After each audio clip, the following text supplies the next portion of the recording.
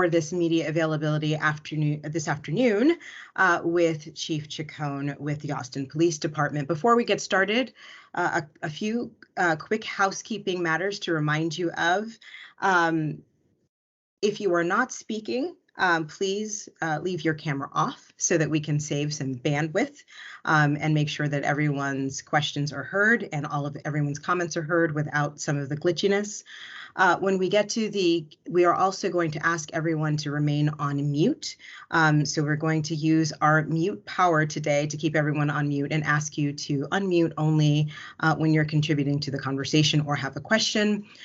For our media partners, we're going to ask for you all to use the raise hand function in our Q&A session, and we'll get to you as quickly as possible. We'll try to get through all the questions, as many questions as we can, during the time that we have allotted today. And also a quick reminder that this media availability is currently being recorded, as the message at the top of your screen indicates. So with that, I will turn things over to Chief Chacon. Chief?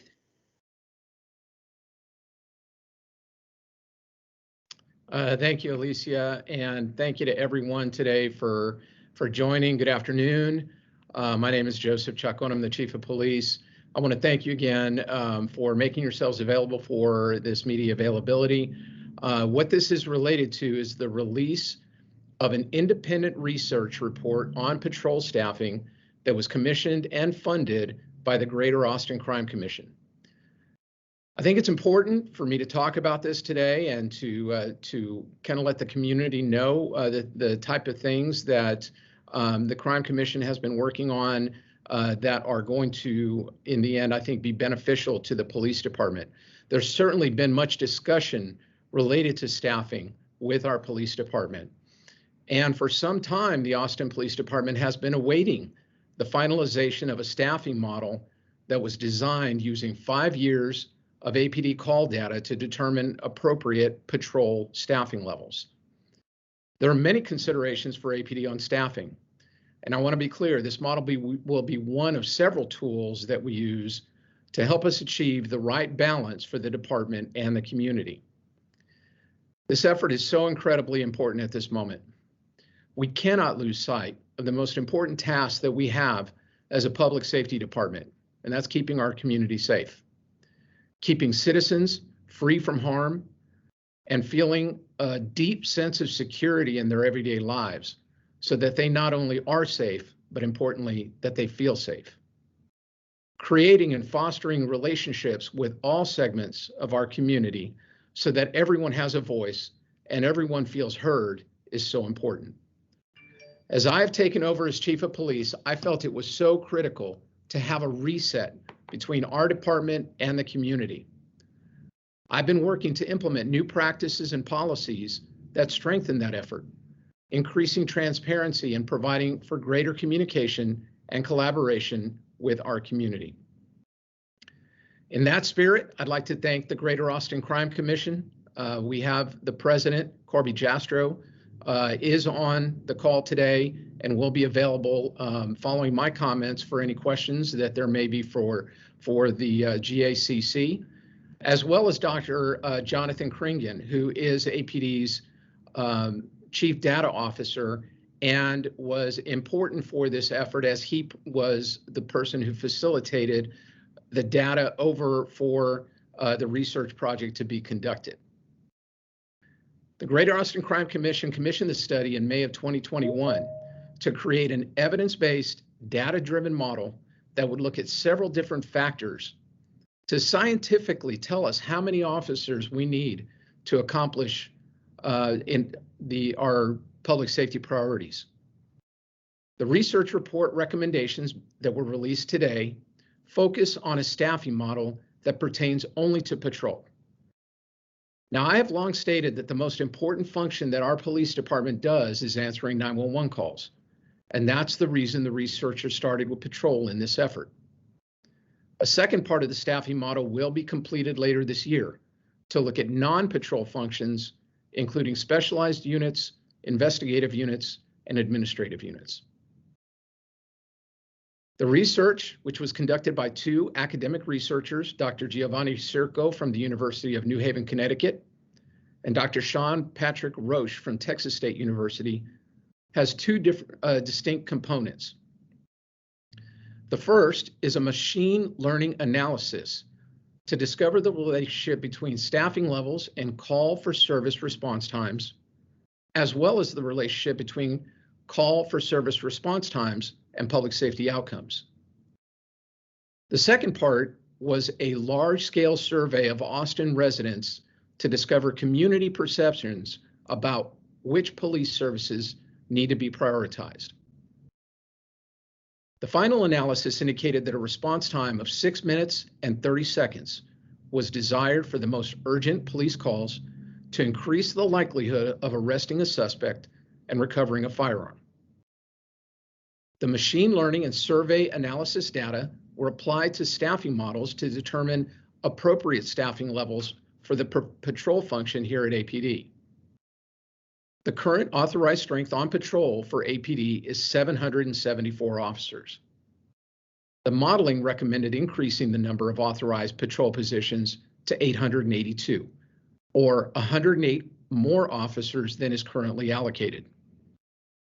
With average vacancy rates, that would maintain approximately 730 working officers at any given time, and with a 95% degree of certainty, would allow the police department to maintain a 6 minute and 30-second average response time. Now, I know that's a lot of information, and really, I just refer you to the full report for the details.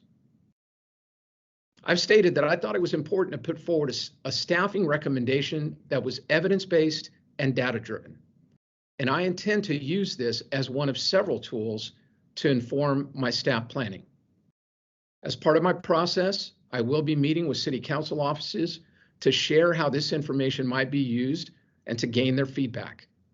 I also intend to meet with community advocates to gain their feedback as well. In the following weeks after getting that feedback from Council and the community, I will present detailed plans to the City Manager and to Mayor and Council, detailing how these recommendations may be implemented in a sensible manner that fits within our city budget and responds to keeping our community safe. This is a major step forward towards accomplishing these goals. Creating additional sworn officer positions to quickly answer emergency calls, but also to be present and visible in our neighborhoods and to have time to engage in the very important activity of community policing. As I mentioned earlier, this staffing model only applies to patrol. And a second part of the model will be released later this year, which outlines the right sizing of non-patrol units. With the growing number of crimes, including gun violence and involving gun violence, as well as the growing number of traffic fatalities we experienced last year in Austin, it's critical that we have the right number of people in both areas. I will be working on these type of evidence-based efforts to put forward sensible plans that work to keep Austin citizens safe. I'll go ahead and take a few questions. And as I said, I also have Dr. Jonathan Kringen and Corby Jastro from the Greater Austin Crime Commission online, if there are any questions for either one of them. Chief, thank you so much for those remarks. For those of you, for our media partners who have questions, I invite you to go ahead and use the raise hand function to indicate that you have a question, and we'll call on you. If all else fails and you cannot find the raise hand function, I invite you to also drop your question in the chat.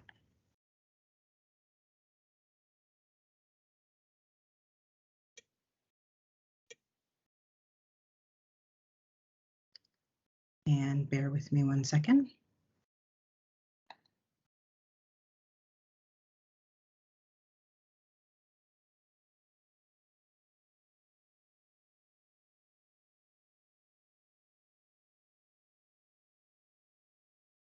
First question, Audrey McGlinchey.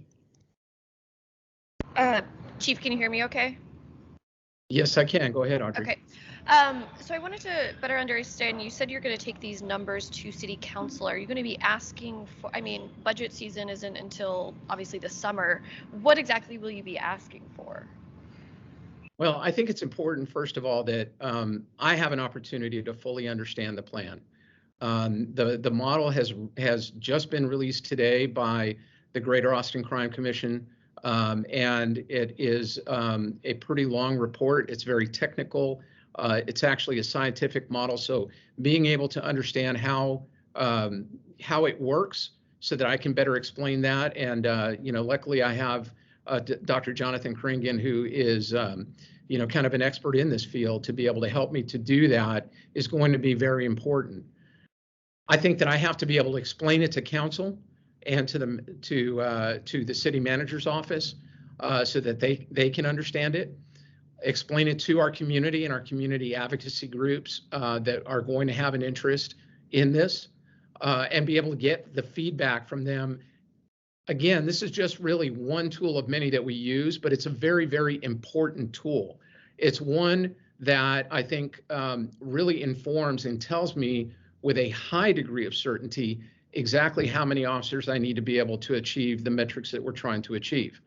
So I know that is a tough way of really answering your question, but I think it's important to understand that just because the report says 108 officers does not necessarily mean that's what I'm going to take forward. Is one tool of many that I'm going to use to determine appropriate staffing levels. Thank you, Audrey and Chief. Next question goes to Austin Sanders. Hey, Chief, can you hear me? Yes, sir. Okay, thanks. So yeah, I guess I'm wondering, you have vacant officer positions now that you've been unable to fill. So, if the result of this study and other tools is increased funding for new patrol officers, how do you actually fill them? What other strategies can you do to improve recruiting, retention, beyond just having the funding for new officers? Yeah, that's a great point, Austin. I'm glad that you're pointing it out so we can talk about it a little bit, because what we're trying to do is to right size our department and determine how many officers do I need so that we have the very best public safety outcomes that really makes sense. But at the same time, we have to increase our training capacity. That means how many classes that I can put on and how many officers I can have or cadets that I can have in those classes. And then I have to reduce the level of attrition that I have right now in the department. And that really means that we have fewer officers that are retiring, resigning, kind of staying on, increasing the ranks. So we're going to be working in those areas, as well as what you mentioned, recruiting. It's important that we recruit the right type of folks to be police officers in our community. We have a very robust and diverse recruiting unit that is working on doing that very thing for future classes. So it's kind of a multi-pronged effort. This is just one of the things that I think it's important to talk about so that people understand, how we're coming to the numbers that we're coming to when we're asking for staffing levels, but it's only one part of the solution. Austin, thank you. Next question goes to Brad Johnson. Chief, thanks for taking my question. One thing on the figures. So you mentioned the goal is 6 minutes and 30-second response time. Do we know where we're starting at now, like what the average response time is at the moment? And then the other part of it is, you said current authorized patrol is 774. What's the current patrol level itself, rather than just authorized? Yeah, thank you. I'm going to answer the second part of your question first. So we are not at 774. That's our current authorized strength. The actual number fluctuates almost on a daily basis. If we have officers, for instance, that are out on COVID quarantine, or we have them out on long-term leave from military, or other reasons that officers tend to be out. They come back from those kind of things on a regular basis, so it fluctuates on a regular basis. I can tell you that we're well below the 774, and I don't have the exact number as of today of where we're at, but we are not at 774. The first part of your question, I'm actually going to turn it over to Dr. Kringen to go ahead and talk a little bit about that. Right. So as far as response times goes, what we've seen over the past few years is our metrics moving up and up. And so we have been running in the 8-minute range with priority 0 calls, which the recommendation is 6.5. And we've been running longer still as we've experienced our staffing levels on patrol. So the 2016 was a period in time when we were much closer to that 6.5-minute mark on average. And so one of the things about it that's important is it's kind of a feasibility weighted metric. And so these aren't response times that we can't get to. They're response times that we have been able to do at other points in time where, frankly, the size of Austin was a little bit different and the staffing levels were a little bit different. So we are looking to drop those down substantially. And this particular shift in number of officers is going to do that.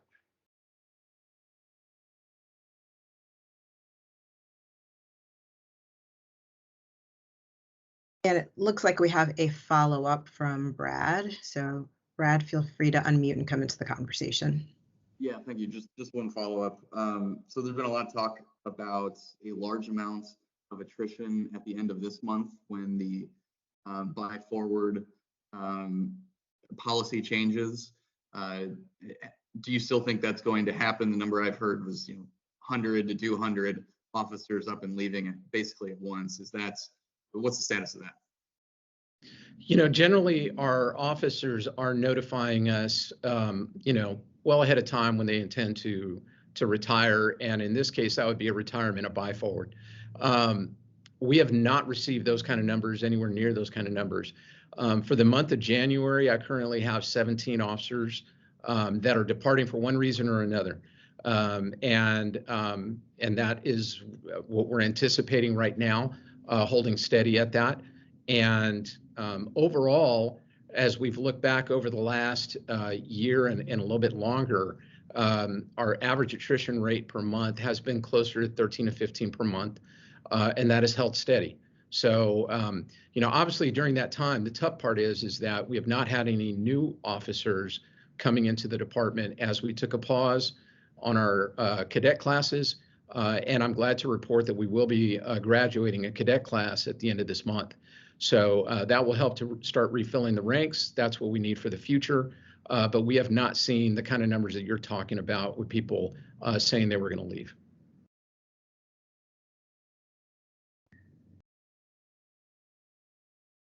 Thank you, Chief. It looks like we have gone through our initial round of questions. A reminder, if you'd like to ask a question, please go ahead and use the raise hand function so that you can be acknowledged to come into the conversation. If you're having trouble finding that, please go ahead and question in the chat. In the meantime, it looks like we have another question from Austin Sanders. Austin, please feel free to unmute.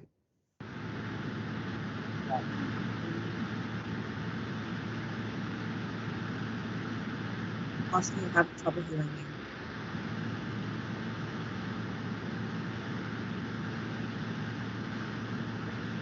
Austin, I'm going to put you back on mute for a quick second. And I'll go to another question. Ben Thompson. Hey, Chief. So quick question just about kind of the timeline of this study. You'd mentioned kind of the time and the work that has gone into producing this, and the next steps are going to be some engagement on it. But is this something that you're planning is going to be repeatable down the road? Is this something you're going to look at kind of on an annual basis, or is this kind of a one-off thing to just kind of reset how the department is looking at these statistics? No, that's a great thing about this model is that it can be used continually over time. We can change as we change the metrics. Let's say that we determine that the 6.5-minute mark needs to change. As we adjust that, the model will be able to tell us, even as the changing size of the city and based on the number of calls that we have coming in, it's going to be able to adapt that information and continue to tell me, hey, here's the number of officers that you need to be able to achieve that metric. So this is not a one and done. This is something that we will be using over time. It is a really great tool for us and will help to inform what's the right staffing level. Right now, we're just looking at patrol, but later this year, I hope to have a fully implemented model that'll tell me how many officers I need on the department overall. Thank you, Chief. We're going to try Austin Sanders for his follow-up question one more time. So I'm going to unmute. Austin? Yeah. Can you hear me now? Perfect. Okay, sorry about that. Yeah, Chief, I wasn't clear on your answer to Audrey when she asked about how you intend to use this data. Is this something that you want to ask council for, like a mid-year budget amendment to increase patrol staffing, or are you intending to kind of collect more data and use this for the budget process in the next fiscal year? I don't think that I've made that determination yet. I want to, obviously, I don't want to say that I'm going to come in for a mid-year budget adjustment right now, having just received the final report. Austin, I'm going to put you back on mute. Sorry, I had to mute him there because I was getting feedback. So until I've had an opportunity to not only digest all of the report, but also be able to brief it out to all of the affected parties, and kind of work it in, like I said, to our overall staffing process, so that we're making kind of some good, very informed but common sense decisions around staffing that are going to make sense for our community and make sense for the department. So to answer the question, really haven't made that determination yet, and I hope to within the next really several weeks. Thank you, Chief. Okay, we have about 5 minutes left remaining, in this media availability. Want to see if there are any final questions before we turn it back over to Chief for any final remarks you'd like to make. We're just going to give it a moment to allow people the opportunity to find their raise hand. And Ben, you had a follow-up. So 2 quick things here. First one was just, I was wondering, where is this study available to view right now? And then secondly, this kind of thing isn't something I'm super familiar with, and you'd mentioned kind of how complex this is, but I was wondering if you or one of the other participants might be able to speak a little bit to just go a little more in depth into kind of how the numbers were crunched, like what the process behind the scenes looked like for this. Yeah, we're going to need longer than 5 minutes, Ben, to be able to do that. It's pretty complex. So to the first part of your question, yes, we are going to be sending the full report out following this media availability for all of our media partners to be able to review it. What I'm going to do is bring Dr. Kringen back on very briefly to just give a couple minutes of what this is, and help explain it for the common person who's hearing this. Yeah, great. It's a really good question.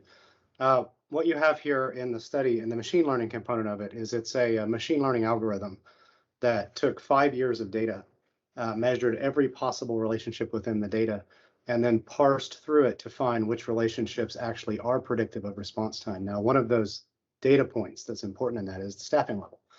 While the ultimate goal was to figure out how staffing level relates to response times, there was a secondary goal that had to drive that, which was what response times should we be trying to get to? So we measured across 6 million officer responses, and the machine learning looked at various factors of those things: what type of call for service it was, where did it happen, when did it happen, and parsed from that the conclusion that we see these public safety gains at 6.5 minutes or better. And so first it established that threshold. Now, using that threshold, the model parsed through all available relationships in the data to figure out what the unique contribution of staffing is to those response times. And that's how you actually build out a model that'll give you a predictive capacity. Thinking about questions about the modeling and whatnot, what I can share with you is that the developer of the model, Dr. Serco, is submitting the modeling for peer review for publication in a scientific journal.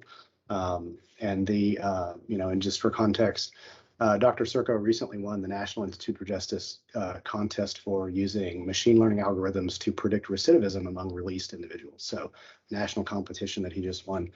So very skilled researcher in that area, and we have a lot of faith in the work. Thank you, Dr. Kringen. And it looks like we have time, just about enough time for one more question, and that goes to Dylan Scott. Dylan, feel free to unmute. Hi, Chief.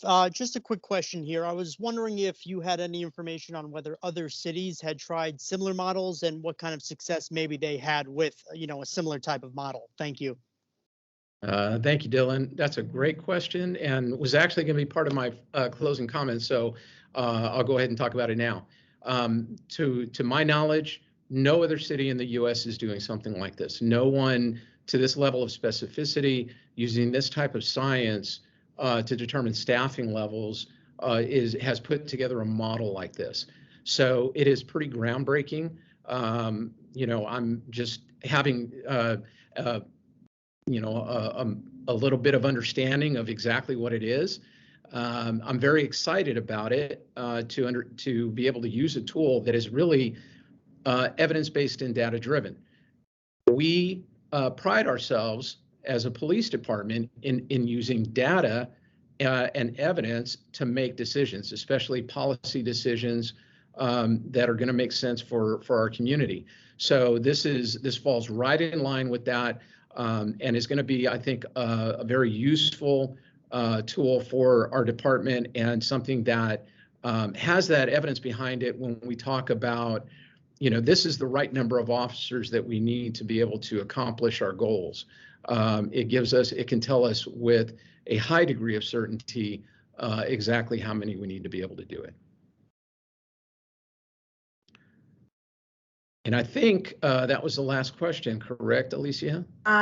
You were correct until Austin Sanders slid in just under the wire with one more question. Austin, go for it.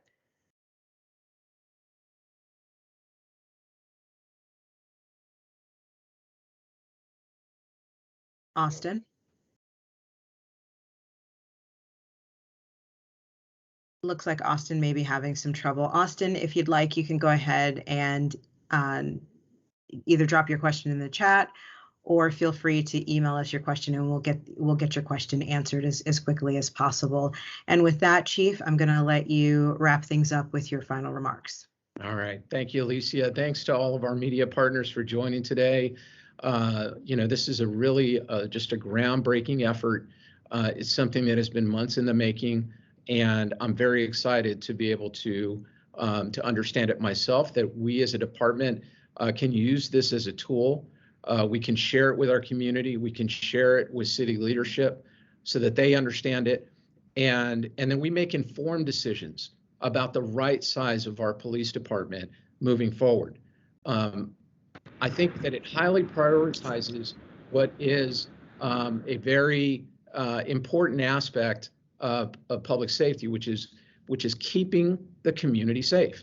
And that has, to a large degree, in my opinion, has been lost in the conversations that we've had. We need to kind of bring that back to the front as we have been dealing with gun violence, as we've been dealing with traffic deaths, and making sure that we have the right number of law enforcement officers that are performing those functions. And then also looking at how can we do those things that don't necessarily need to have a sworn police officer have some other function take care of those kind of tasks. Thank you once again to the Greater Austin Crime Commission. They were instrumental, obviously, in putting all of this together. We certainly, Corby and Carrie and everyone at the Crime Commission, thank you for putting this together and providing a very, very valuable tool for the department. Thank you to Dr. Jonathan Kringen. And thanks once again to all of our partners on the call today. Y'all have a wonderful evening. Thank you, Chief. Thanks, everyone. Have a good evening.